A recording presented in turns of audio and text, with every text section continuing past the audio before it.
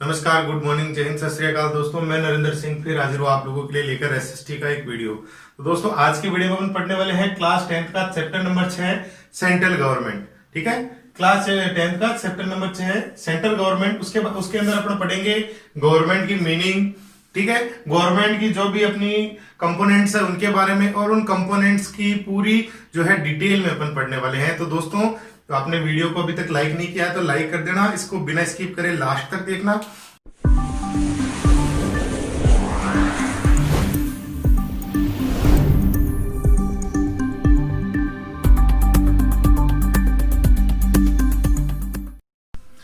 नमस्कार, good morning, जय हिंद, सत श्री अकाल दोस्तों। मैं नरेंद्र सिंह फिर हाजिर हूँ आप लोगों के लिए लेकर एसएसटी का एक वीडियो। तो दोस्तों आज की वीडियो में अपन पढ़ने वाले हैं क्लास 10th का चैप्टर नंबर 6 सेंट्रल गवर्नमेंट। ठीक है, क्लास 10th का चैप्टर नंबर 6 सेंट्रल गवर्नमेंट। उसके अंदर अपन पढ़ेंगे गवर्नमेंट की मीनिंग। ठीक है, गवर्नमेंट की जो भी अपनी कंपोनेंट्स है उनके बारे में और उन कंपोनेंट्स की पूरी जो है डिटेल में अपन पढ़ने वाले हैं। तो दोस्तों तो आपने वीडियो को अभी तक लाइक नहीं किया है तो लाइक कर देना, इसको बिना स्किप करे लास्ट तक देखना और चैनल को सब्सक्राइब करना बिल्कुल मत भूलना। तो दोस्तों शुरू करते हैं आज का वीडियो। आज के वीडियो में अपन पढ़ेंगे दोस्तों चैप्टर नंबर 6 सेंट्रल गवर्नमेंट। सबसे पहले अपन देखते हैं कि सेंट्रल और गवर्नमेंट ये दो शब्द है, इन दोनों शब्दों की डेफिनेशन देखते हैं। सेंट्रल का मतलब आपका होता है सेंटर। ठीक है, यानी हिंदी में इसको कहते हैं केंद्र।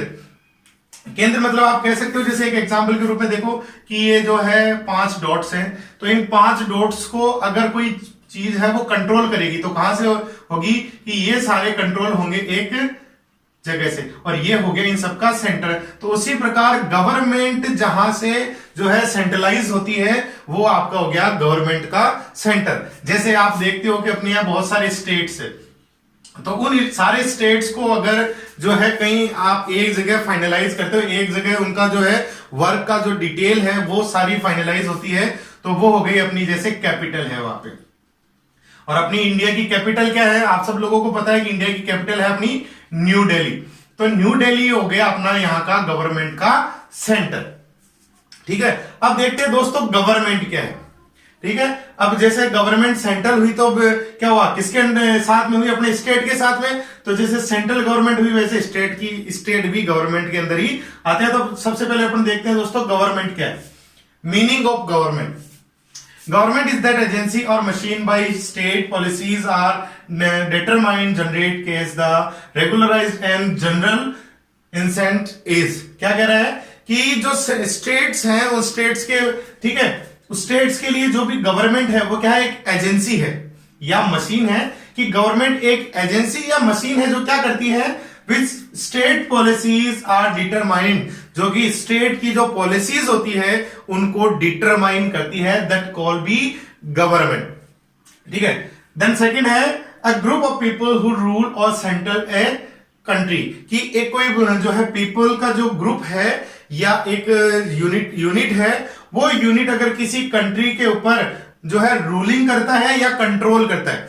रूलिंग यानी आपका हो गया शासन। ठीक है, ये रूलिंग करता है, उसकी जो एक्टिविटीज है उन सबको कंट्रोल करता है, तो वो पब्लिक का जो ग्रुप है, ठीक है, वो आपकी क्या कहलाएगा, वो गवर्नमेंट कहलाएगा। तब देखते हैं दोस्तों components of government. There are 3 components of government. तो सो लेट्स स्टार्ट। आपका फर्स्ट है आपका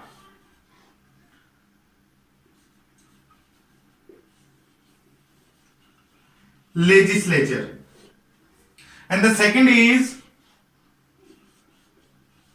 executive and the third is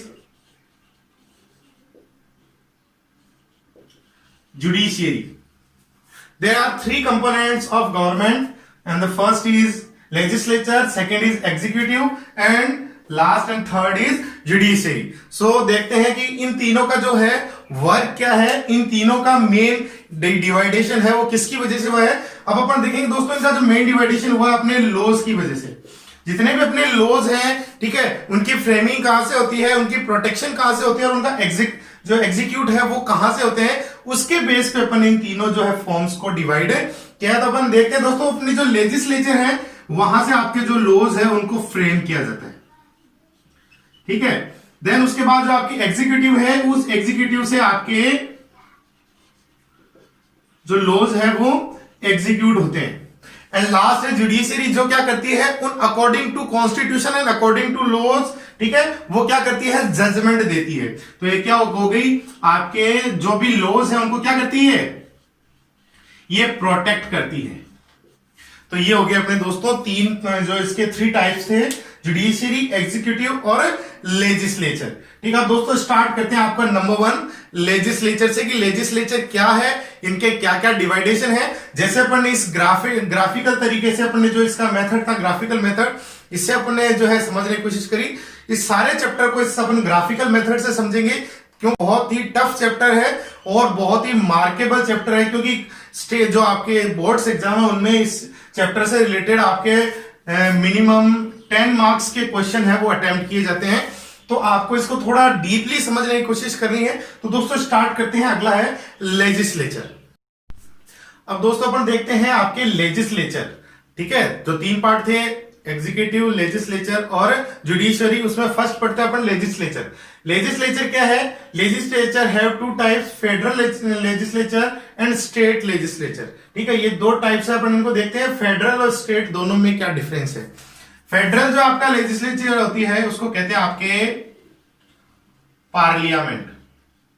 आपकी जो पार्लियामेंट होती है, यानी जो सेंट्रल गवर्नमेंट जो चलाती है, सेंट्रल गवर्नमेंट के जो भी मेंबर्स होते हैं वो जहां पार्टिसिपेट करते हैं, वो जहां पे, ठीक है, जो लॉज की है वो फ्रेमिंग्स करते हैं, वो होता है आपका फेडरल लेजिस्लेचर और वो होती है आपकी पार्लियामेंट। सेकंड आपका स्टेट लेजिस्लेचर। स्टेट लेजिस्लेचर है वो क्या है, ये आपकी जो भी लेजिस्लेटिव असेंबलीज है,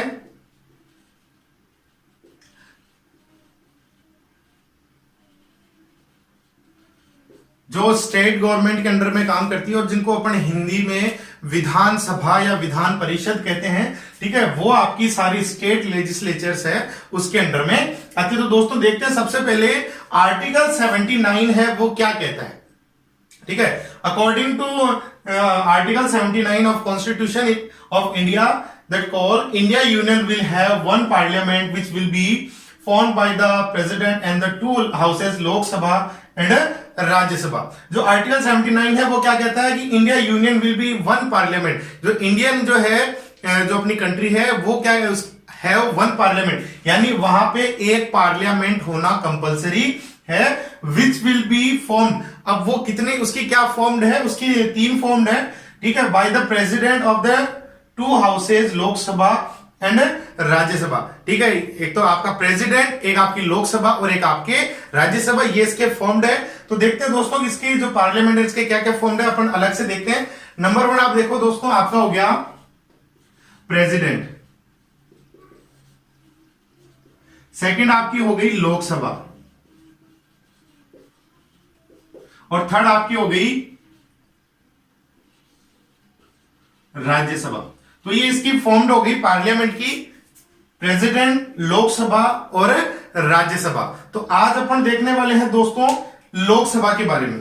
ठीक है, 2 इसके हाउसेज है, लोकसभा और राज्यसभा इसके हाउसेज है, थर्ड इसका पार्ट है प्रेसिडेंट। तो अपन आज सबसे पहले पढ़ने वाले हैं लोकसभा, देन अपन पढ़ेंगे राज्यसभा और देन अपन पढ़ेंगे प्रेसिडेंट। तो दोस्तों शुरू करते हैं लोकसभा की। लोकसभा क्या है, लोकसभा का क्या वर्किंग जो है वो होता है, लोकसभा की जो मेंबर्स है उनका इलेक्शन कैसे होता है, लोकसभा के जो मेंबर्स है उनके पास क्या क्या पावर्स है, ठीक है, और लोकसभा के जो मेंबर्स बनने के लिए आपके पास क्या क्या क्वालिटीज होनी चाहिए, क्या क्या चीजें हैं जो उसकी क्वालिफिकेशंस है वो क्या है, ठीक है। उसके अलावा आप बैंक करप्ट है या नहीं है, वो चीज मायने रखती है या नहीं रखती, या आप कहीं 2 या 3 या ज्यादा जो भी गवर्नमेंट जॉब्स हैं, ठीक है, वो एक साथ तो कहीं नहीं कर रहे हैं, तो क्या इन सब का रोल अपन लोकसभा में अपन जो है वो जो है ओबे करता है या नहीं करता, वो सब देखेंगे। तो दोस्तों शुरू करते हैं लोकसभा।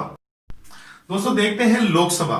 लोकसभा जो है आपके उसके जो है और भी नेम्स हैं, जैसे इसका लोअर हाउस है, पॉपुलर हाउस है, ठीक है। इन 2 जो नेम्स है वो इससे भी इनको लोग जाना जाता है, लोग जानते हैं। अब देखते हैं इसको जो लोअर हाउस और पॉपुलर हाउस क्यों कहते हैं। सबसे पहले अपन ये देखते हैं कि इसमें जितने भी मेंबर्स हैं वो सारे मेंबर्स जो है वो इलेक्ट होके आते हैं, ठीक है, डायरेक्ट। किससे, जो पब्लिक है आपकी, वो पब्लिक इनको डायरेक्ट इलेक्शन से इनको इलेक्ट करती है।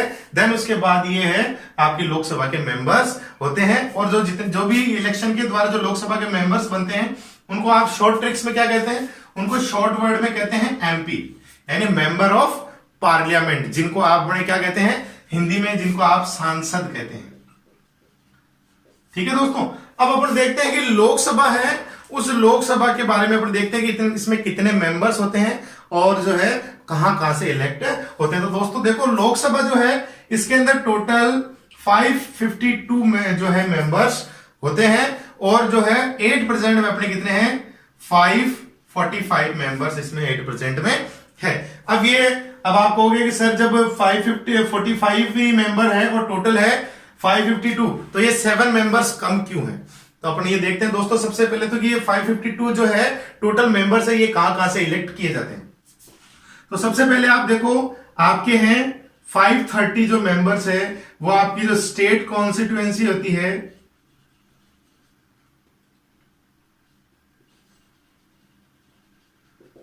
वहां से आते हैं। देन उसके बाद 20 मेंबर्स है जितने भी आपकी यूनियन टेरिटरीज है वहां से आते हैं। देन 2 आपके जो है वो होते हैं आपके एंग्लो इंडियन, ठीक है, वो जो है वो इलेक्ट नहीं होते हैं। इंडिया का जो अपना जो प्रेसिडेंट है वो प्रेसिडेंट उनको जो है मनोनीत करता है, वो इलेक्शन नहीं होता उनका, ठीक है। अब देखो ये आपके हो गए टोटल 30 + 20 + 2। तो दोस्तों अगर मेरी गणित सही है तो इसका मतलब देखो 530 और 20 हो गए 550 और 2 552, तो ये हो गए टोटल अपने 552। तो इसका मतलब आप देखोगे कि सर अभी 545 है, तो ये कहां से आपके जो 530 है ये टोटल मेंबर स्टेट का जो कॉन्स्टिट्यूएंसी है उसके टोटल मेंबर भी कंप्लीट है। ये जो आपके 7 जो मेंबर कम है वो आपके दोस्तों यहां से है यूनियन टेरिटरीज से। और यूनियन टेरिटरीज का आपको बता दूं कि पहले ये जो है यूनियन टेरिटरीज कितनी थी 7 थी, उसके बाद ये 9 हुई और अभी ये 8 हो गई है, ठीक है। इसके बारे में ध्यान रखना, पहले 7 थी, कौन कौन सी 7 थी वो अपन किसी और वीडियो में देखेंगे। उसके लिए अगर आप कमेंट बॉक्स में कमेंट करेंगे तो यूनियन टेरिटरीज के ऊपर मैं एक अलग वीडियो जरूर बनाऊंगा। तो पहले 7 थी, फिर कश्मीर में 2 यूनियन टेरिटरीज नहीं बनी, ठीक है। फिर उसके बाद में आपकी जो है गुजरात के बाद दमन और दीव और दादर और नागर हवेली वो दोनों वापस एक हो गई है। तो टोटल अभी इंडिया के अंदर 8 यूनियन टेरिटरीज है। तो ये हो गए अपने टोटल 550 जो स्टेट कॉन्स्टिट्यूएंसी है वहां से आते हैं, 12 मेंबर्स है वो आपकी यूनियन टेरिटरी से आते हैं और 2 मेंबर्स है वो आपके एंग्लो इंडियंस होते हैं। इस तरीके से टोटल आपके 552 जो है टोटल लोकसभा के अंदर मेंबर्स होते हैं। अब देखते हैं दोस्तों अपन इलेक्शन, एलिजिबिलिटी और टर्नओवर ऑफ लोकसभा की। लोकसभा के जो मेंबर्स है उनका इलेक्शन कैसे होता है और कौन जो है उसके लिए एलिजिबल है और उसकी जो है जो लोकसभा है उसका टर्नओवर क्या है। तो दोस्तों शुरू करते हैं इलेक्शन। जो लोकसभा के जो इलेक्शन है वो डायरेक्ट इलेक्शन होते हैं। डायरेक्ट इलेक्शन का मतलब आप देखें तो यहां की मतलब इसमें जो भी पार्टिसिपेटर्स होते हैं, मतलब आपके जो एमपीज होते हैं, एमपी मतलब आपको हो गया मेंबर ऑफ पार्लियामेंट। तो आपके जो एमपीज होते हैं उनका इलेक्शन कैसा होता है डायरेक्ट इलेक्शन, यानी मतलब ये जो डायरेक्ट जो है पब्लिक इनको जो है इलेक्ट करती है, मतलब इनका जो इलेक्शन है वो पब्लिक के द्वारा होता है, ठीक है। पब्लिक अपना वोट डालती है और फिर उसको इलेक्ट करती है। और सब आप लोगों को पता है कि जो है विनर कैसे होते हैं, कैसे इलेक्शन होता है। जैसे सोचो कि जैसे कोई एक सीट है, ये एक सीट है, इस सीट के लिए 2 कैंडिडेट है वो खड़े हो रहे हैं, ठीक है। अब इनके लिए सबसे बड़ी बात है कि कोई पॉलिटिकल पार्टीज का होना बहुत जरूरी है। जैसे मान लो कि आपका ये कांग्रेस का हो गया, ये आपका है बीजेपी का हो गया। ये दोनों किसी पोस्ट के लिए जो है इलेक्शन में जो है एक दूसरे के ओपोनेंट्स है। अब क्या होगा, जैसे मान लो कि 100 वोट्स है, 100 वोट्स में से जो है 30 जो वोट है वो कांग्रेस को मिल रहे हैं, बाकी जो है 70 जो वोट है, ठीक है, वो आपके बीजेपी को मिल रहे हैं। तो इनका रेशियो क्या हो गया 3:7 इनका जो है रेशियो हो गया। तो सीधी सी बात है कि रेशियो जो है हायर रेशियो किसका है, हायर रेशियो बीजेपी का है, यानी जिसका हायर रेशियो होगा वो कैंडिडेट विन करेगा। तो ये हुआ अपना इलेक्शन। देन उसके बाद अपन देखते हैं, ठीक है, कि on the basis of universal adult franchises, आपका जो यूनिवर्सल जो अडल्ट फ्रेंचाइजीज है, इस जो है मेथड के द्वारा आपका इनका इलेक्शन होता है।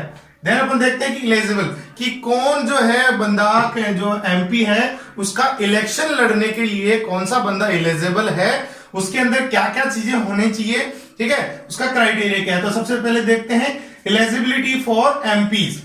नंबर 1 है सिटीजन ऑफ इंडिया, ठीक है, सीधी सी बात है कि अगर वो यहाँ की गवर्नमेंट का पार्ट बनना चाहता है तो सीधी सी बात है कि वो इंडियन सिटीजन होना चाहिए। सेकेंड अपन देखते हैं should be 25 years of age और अबव, यानी उसकी एज है वो मिनिमम 25 इयर्स होनी चाहिए, या उससे अबव हो तो भी चलेगा, लेकिन मिनिमम 25 इयर्स उसकी एज होनी चाहिए। थर्ड है should not hold any office of profit. अब देखो यहां ध्यान रखने की बात यह है कि ऑफिस ऑफ प्रॉफिट क्या चीज है।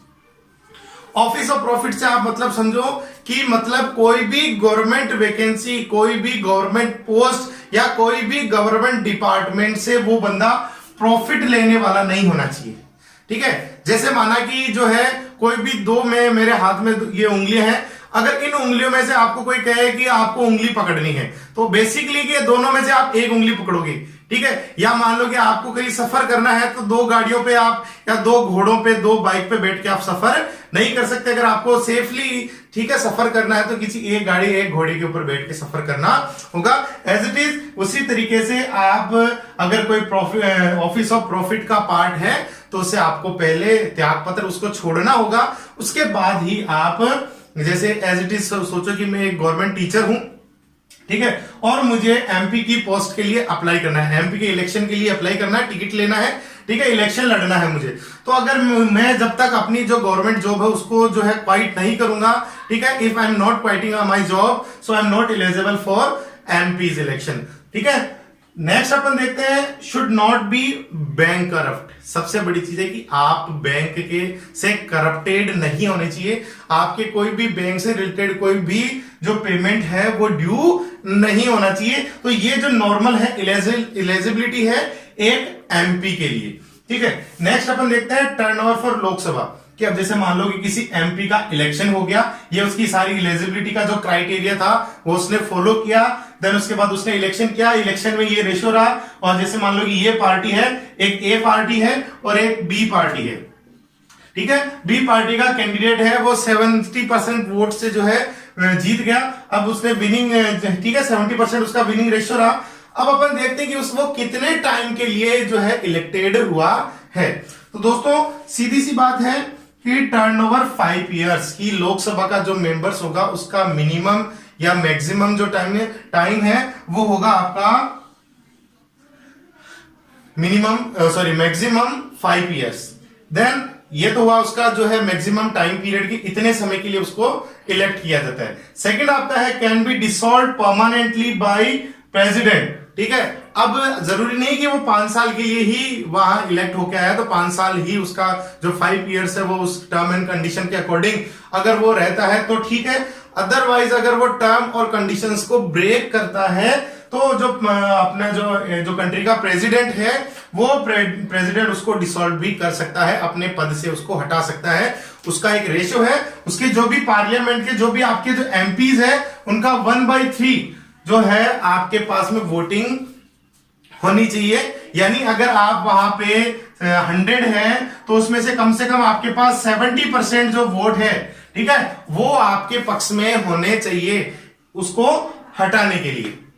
तो दोस्तों ये हुआ आपके इलेक्शन एलिजिबिलिटी एंड जो है टर्नओवर ऑफ लोकसभा। अब अपन देखते हैं कि लोकसभा के जो है इलेक्ट भी हो गया, उसका टर्नओवर भी डिसाइडेड हो गया। अब अपन देखते हैं कि जो लोकसभा के जो मेंबर्स होते हैं उनके पास क्या क्या पावर्स होती है, ठीक है, और उन पावर्स का वो कैसे यूज करते हैं। क्योंकि अपन ने देखा कि जो लोकसभा है वो क्या है, आपकी लेजिस्लेचर का है, उसका एक पार्ट है। अब लेजिस्लेचर का क्या काम था, ठीक है, फ्रेमिंग लॉज, यानी कानून बनाना। तो अब कानून किस तरीके से बनाए जाते हैं, उनके पास कानून बनाने के लिए कौन कौन से पावर्स हैं वो अपन पढ़ते हैं। अब देखते हैं दोस्तों power and function of Lok Sabha, कि लोकसभा के पास क्या क्या पावर है और कौन कौन से फंक्शंस जो है वो लोकसभा के होते हैं। दोस्तों स्टार्ट करते हैं पावर नंबर 1, ठीक है, लेजिस्लेटिव पावर्स। पावर नंबर 2 है फाइनेंशियल पावर। पावर नंबर 3 है power of control executive and 4 है कॉन्स्टिट्यूशनल कमेंडमेंट पावर, ठीक है। तो ये मेन जो है इसके 4 जो पावर्स है उनके बारे में देखते हैं। नंबर 1 है लेजिस्लेटिव पावर्स। अब इसको देखो, Lok Sabha can make laws on subjects including in the union list and concurrent list, और थर्ड है आपकी स्टेट लिस्ट। ठीक है, इन लिस्ट के अंदर जो भी सब्जेक्ट है इंक्लूड है, उनके ऊपर जो है उसको लॉज बनाने का जो है पावर है, कि जो आपकी जो यूनियन लिस्ट और कॉन्करेंट लिस्ट और स्टेट लिस्ट है, इन तीनों लिस्ट के अंदर जो सब्जेक्ट इंक्लूड है उन सब्जेक्ट के ऊपर ये जो है लॉज मेकिंग कर सकता है। सेकेंड आपका financial power, according to the article 109, article 109 है, उसके अकॉर्डिंग किसके ऊपर है ये मनी बिल है। ठीक है, money bill can be entertained only in Lok Sabha. ठीक है, अब जो मनी बिल यानी फाइनेंशियल जो से रिलेटेड जो मनी बिल है उसकी जो मेकिंग है वो लोकसभा में होती है। अब उसके ऊपर जो पूरा का पूरा जो भी है डिसीजन है वो लोकसभा के ऊपर दिया जाता है, केवल उसको राज्यसभा को है उसके ऊपर अपनी जो भी आइडियाज है और अपने कुछ भी सजेशंस है उसके लिए राज्यसभा में उसको भेजा जाता है। उसके लिए भी पॉलिसी है 14 डेज रिटर्न पॉलिसी, कि 14 डेज तक है वो उसके ऊपर सजेशन दे सकते हैं, और अगर 14 डेज तक अगर वो सजेशन उस पर नहीं देते या उसके ऊपर जो कुछ भी एक्टिविटी या कुछ भी जो है आपका कमेंट वगैरह नहीं करते हैं तो वो ऑटोमेटिकली आफ्टर 14 डेज वो वापस रिटर्न लोकसभा में हो जाती है और उसे राज्यसभा की जो है परमिशन मिल जाती है ऑटोमेटिकली। थर्ड है पावर ऑफ कंट्रोलिंग एग्जीक्यूटिव, यानी जो आपकी एग्जीक्यूटिव है उसके ऊपर टोटल कंट्रोलिंग होती है आपके इसकी लेजिस्लेचर का फर्स्ट पार्ट आपका लोकसभा उसकी। According to the constitution all the counselling of ministers are responsible to the Lok Sabha only, कि जितने भी ठीक है आपके मिनिस्टर्स हैं, जितने भी आपके जो भी मेंबर ऑफ पार्लियामेंट है या मेंबर ऑफ आपके जो असेंबलीज है उनके जो भी मेंबर्स हैं वो लोकसभा के लिए रेस्पॉन्सिबल होते हैं। जितने भी आपके मिनिस्टर्स हैं, चाहे वो मिनिस्टर्स हो चाहे वो एमपी हो, आपका मेंबर ऑफ पार्लियामेंट हो, चाहे वो मिनिस्टर हो या नहीं हो, आपका मेंबर ऑफ पार्लियामेंट है या जितने भी मिनिस्टर्स हैं वो सारे लोकसभा के लिए रेस्पॉन्सिबल होते हैं। किसके अकॉर्डिंग? अकॉर्डिंग टू जो है आपका कॉन्स्टिट्यूशन। थर्ड फोर्थ अपना कॉन्स्टिट्यूशनल अमेंडमेंट पावर, कि कॉन्स्टिट्यूशन है उसके अंदर अमेंडमेंट कैसे होता है, ठीक है, और कौन उसके लिए उसके अंदर अमेंडमेंट कर सकता है, किस तरीके से कर सकता है, क्या उसका जो है प्रोसीजर होता है वो देखते हैं। According to article 368 of the constitution, Lok Sabha has power to make amendment in the constitution, कि जो आपका कॉन्स्टिट्यूशन है उसके अकॉर्डिंग लोकसभा है उसके पास में इतनी पावर्स है कि वो आपका जो कॉन्स्टिट्यूशन है उसके अंदर भी जो भी लॉज या जो भी आर्टिकल्स है उन आर्टिकल में चेंजेस कर सकती है या उनको हटा सकती है या उसमें कुछ नया जोड़ सकती है। तो उसके लिए भी उनका कुछ रेशियो है कि 1/3, यानी हिंदी में कहे तो उनके पास 1/3 बहुमत जो है होना जरूरी है, यानी आपका 70% जो है उसके ऊपर आपके लोकसभा के जो मेंबर्स है उनकी परमिशन होना जरूरी है, तभी वो अमेंडमेंट हो सकता है। वो अमेंडमेंट देन उसके बाद राज्यसभा में जाएगा, फिर अगर वो 14 डेज तक उसके ऊपर कुछ सजेशन देते हैं तो ठीक है, अदरवाइज वो ऑटोमेटिकली रिटर्न हो जाता है। तो दोस्तों ये था अपना लोकसभा। अगले वीडियो में अपन पढ़ेंगे राज्यसभा आपके जो है उसके बारे में, फिर अपन पढ़ेंगे आपकी एग्जीक्यूटिव। एग्जीक्यूटिव में आपके प्रेसिडेंट है, आपके वाइस प्रेसिडेंट है, प्राइम मिनिस्टर है, उनके बारे में पढ़ेंगे, ठीक है। और नेक्स्ट उसके अगले वीडियो में अपन पढ़ेंगे आपकी जुडिशियरी के बारे में। तो दोस्तों दीजिए मुझे विदा, आज के वीडियो में बस इतना ही। वीडियो अगर आपको अच्छा लगा हो तो इसे लाइक करना, कमेंट जरूर करना और अपने दोस्तों के साथ इसको शेयर करना। जय हिंद, जय भारत।